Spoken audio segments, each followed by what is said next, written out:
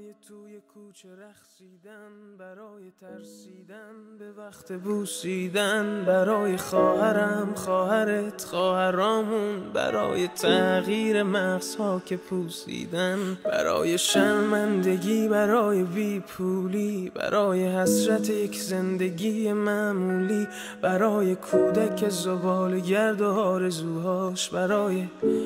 این اقتصاد دستوری، برای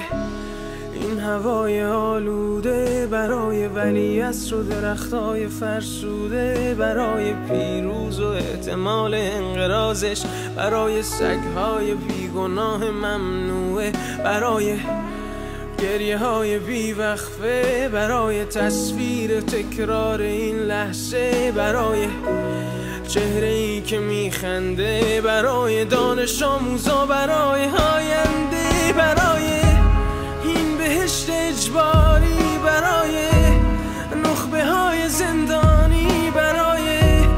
کودکان افغانی، برای این همه برای غیر تکراری، برای این همه شعارهای تو خالی، برای آوار خونه های پوشالی، برای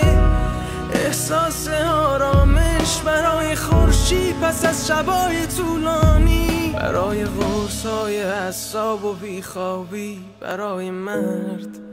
میهن آبادی، برای دختری که آرزو داشت پسر بود، برای زن زندگی آزادی،